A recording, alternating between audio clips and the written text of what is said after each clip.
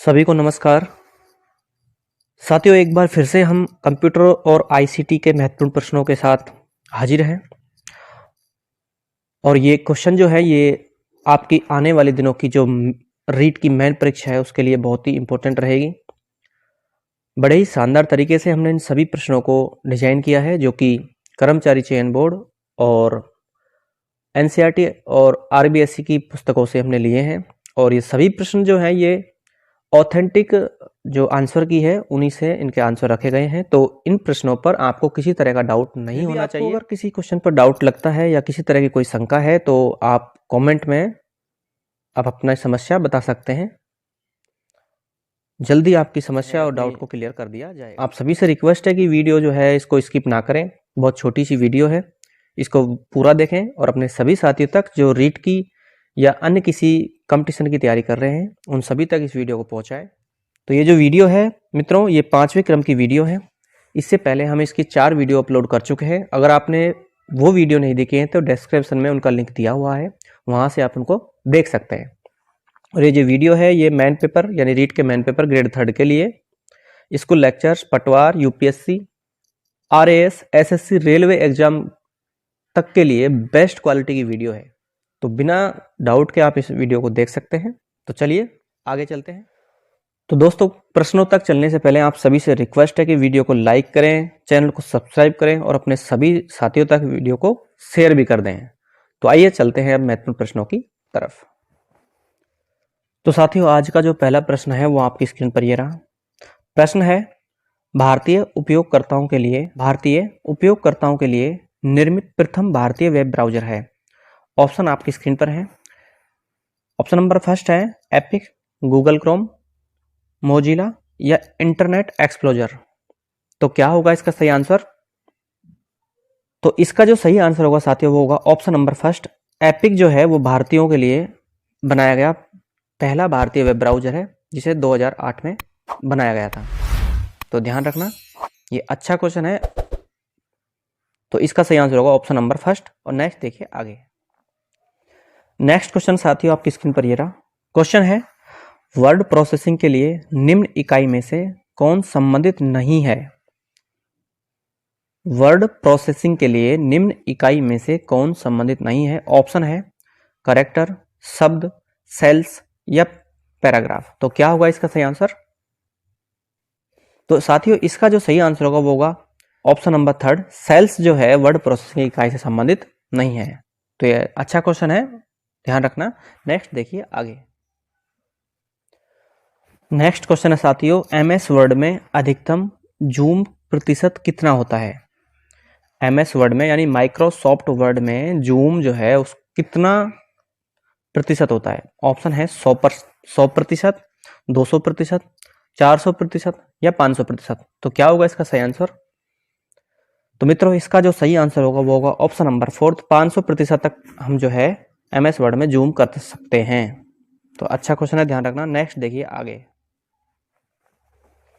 Next question है साथियों, निम्नलिखित भंडारण युक्ति में से किसमें डाटा की सबसे बड़ी राशि स्टोर कर सकते हैं? तो क्या होगा इसका सही आंसर? ऑप्शन है hard disk, flash disk, blu ray disk और डीवीडी। तो मित्रों, इसका जो सही आंसर होगा वो होगा option number first. Hard disk में जो है हम सबसे बड़ी राशि जो है स्टोर कर सकते हैं। तो ध्यान रखना। नेक्स्ट देखिए आगे। नेक्स्ट क्वेश्चन साथियों बहुत अच्छा क्वेश्चन है, इंपॉर्टेंट क्वेश्चन है। क्वेश्चन है, रिजर्व बैंक ऑफ इंडिया के संदर्भ में लक्ष्मी क्या है? आरबीआई के संदर्भ में लक्ष्मी क्या है? ऑप्शन है क्रिप्टो करेंसी, एक सॉफ्टवेयर, लॉकर सुविधा या नया बचत खाता। तो क्या होगा इसका सही आंसर? तो साथियों, इसका जो सही आंसर होगा वो होगा ऑप्शन नंबर फर्स्ट। लक्ष्मी जो है वो क्रिप्टो करेंसी से संबंधित है। क्या है? Crypto currency. तो साथियों, अब ये क्रिप्टो करेंसी क्या होती है इसके बारे में शायद हो सकता है आप लोग नहीं जानते हो या थोड़ा बहुत जानते हो। तो क्रिप्टो करेंसी जो है साथियों ये एक डिजिटल करेंसी है। अगर आपने इसके बारे में कभी नहीं सुना है तो आप स्क्रीन पर एक ये वीडियो, ये जो स्क्रीन चल रही है इसको आप जरूर देखें। और ये क्रिप्टो करेंसी जो है ये वित्तीय लेन देन का एक डिजिटल तरीका है, यानी कि एक डिजिटल करेंसी है। देख लीजिए एक बार इस वीडियो को।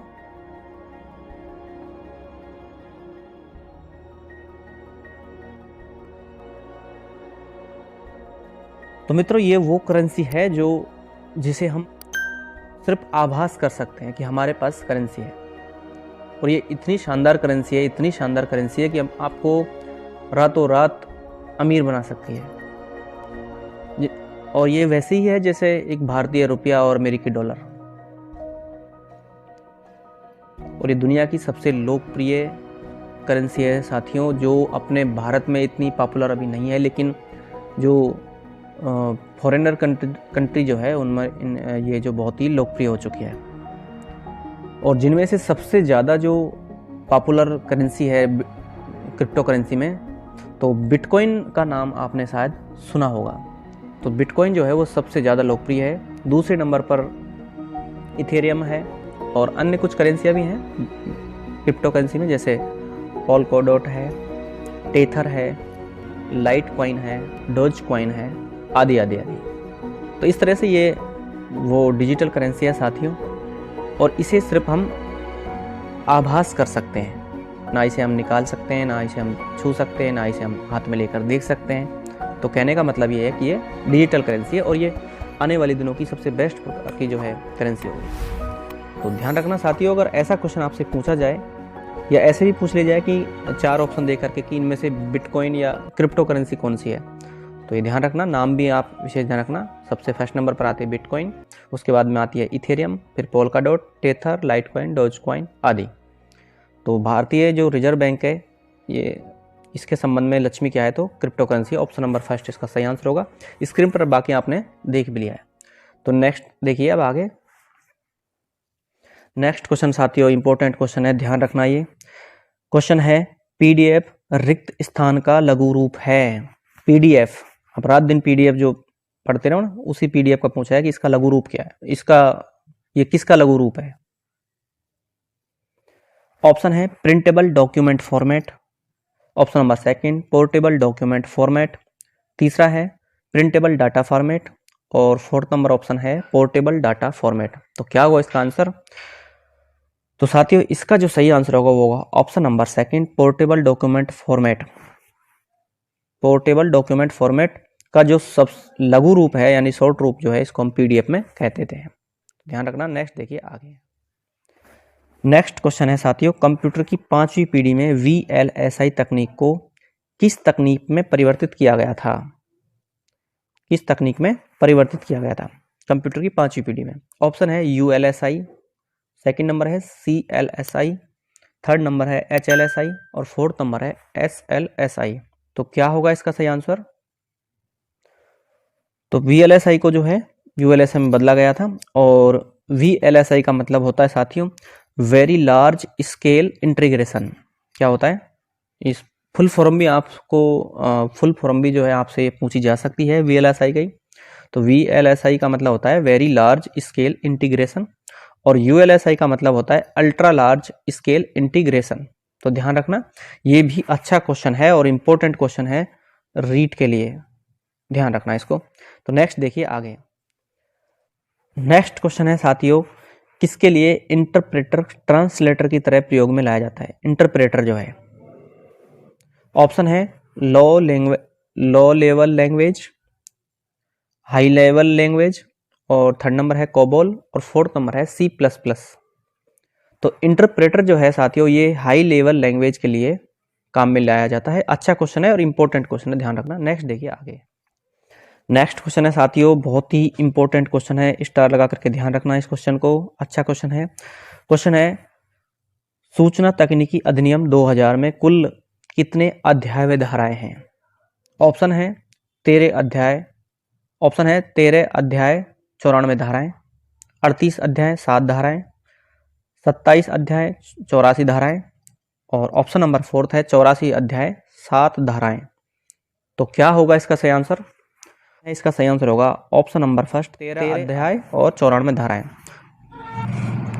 तो आईटी एक्ट 2000 में जो है साथियों ध्यान रखना, क्या आईटी एक्ट 2000, आईटी एक्ट 2000 में जो है धाराएं हैं वो 13 अध्याय और 94 धाराएं हैं, और 2008 में इसमें कुछ संशोधन भी किया गया था, लेकिन आपसे 2008 में नहीं पूछा, सिर्फ आपसे 2000 में ही पूछा है। तो में ही इसको लागू किया गया था भारतीय संसद द्वारा, आईटी एक्ट।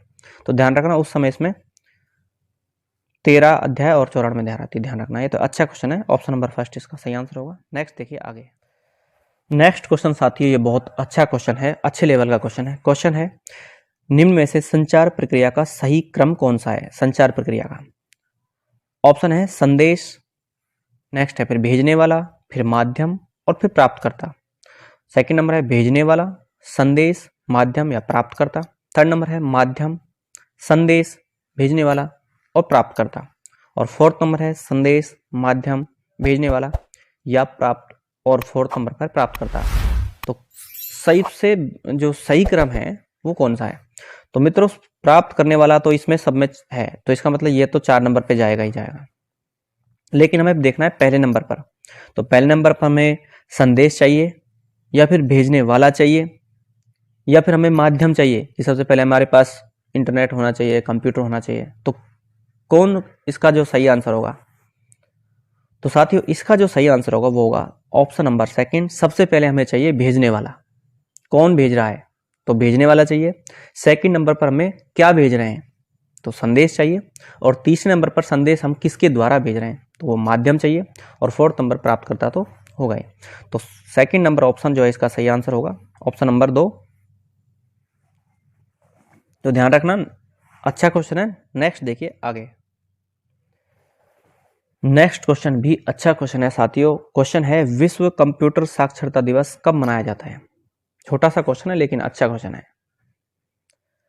विश्व कंप्यूटर साक्षरता दिवस ऑप्शन है 10 जनवरी, 31 मार्च, 14 दिसंबर, 14 सितंबर और 2 दिसंबर। तो कौन सा इसका सही आंसर होगा? तो मित्रों इसका जो सही आंसर होगा वो होगा ऑप्शन नंबर 4, 2 दिसंबर को विश्व कंप्यूटर साक्षरता दिवस मनाया जाता है। ध्यान रखना ये अच्छा क्वेश्चन है। 10 जनवरी को जो है विश्व हिंदी दिवस मनाया जाता है और 14 सितंबर को हिंदी दिवस मनाया जाता है, ध्यान रखना। तो इसका जो सही आंसर होगा ऑप्शन नंबर 4। नेक्स्ट देखिए आगे। नेक्स्ट क्वेश्चन साथियों डबल इंपॉर्टेंट है, ध्यान रखना। रीट में अगर ऐसा क्वेश्चन पूछ लिया और आपने सही कर दिया तो आप हजारों से ऊपर चले जाओगे। क्वेश्चन है एक विद्यालय में डाइस कोड कितने अंक का होता है? विद्यालय में डाइस कोड होता है, आपने जरूर देखा होगा। राजकीय विद्यालयों में आप जब जाते हो तो वहां पर सबसे ऊपर लिखा होता है स्कूल के नाम के साइड में ही डाइस कोड। तो पूछा है कि जो डाइस कोड जो दिया जाता है स्कूल को वो कितने अंक का? ऑप्शन है 5, 7, 9 और 11। तो क्या होगा इसका सही आंसर?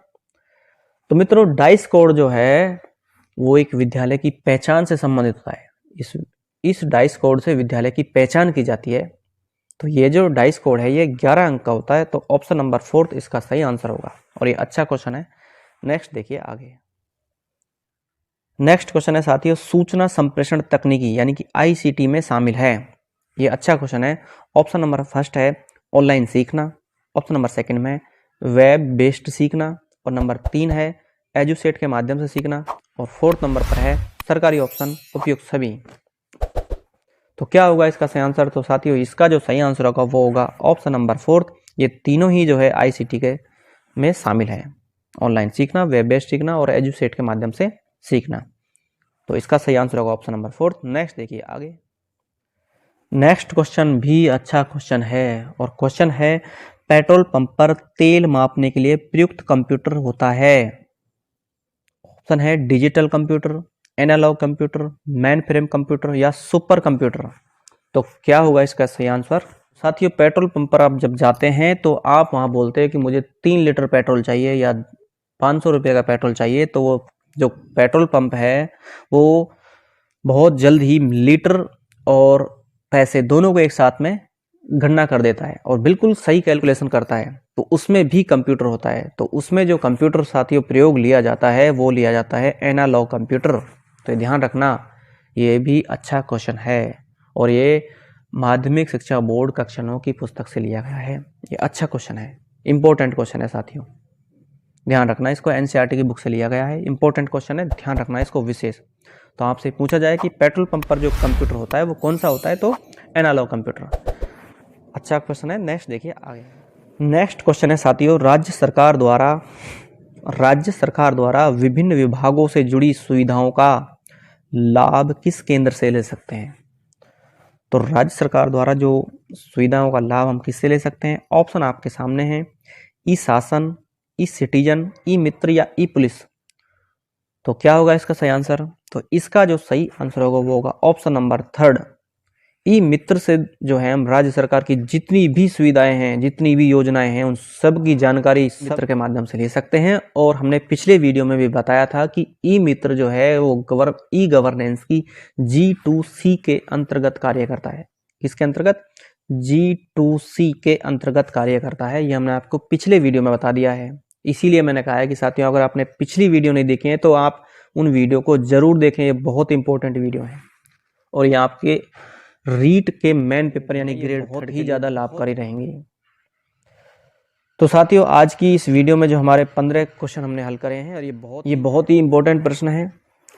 तो यहीं पर इसी के साथ हमारी वीडियो यहीं पर समाप्त होती है। और आपको ये 15 क्वेश्चनों में से कितने क्वेश्चन आते थे, आप अपना स्कोर जो है वो कमेंट में ज़रूर बताएं। और क्वेश्चन आपको कैसे लगे इसका भी आप ज़रूर बताएं। वीडियो अगर आपको अच्छी लगे तो लाइक करना और अपने दोस्तों के साथ शेयर भी करना। मिलते हैं नेक्स्ट वीडियो में, तब तक के लिए आप सभी को नमस्कार। जय हिंद, जय भारत।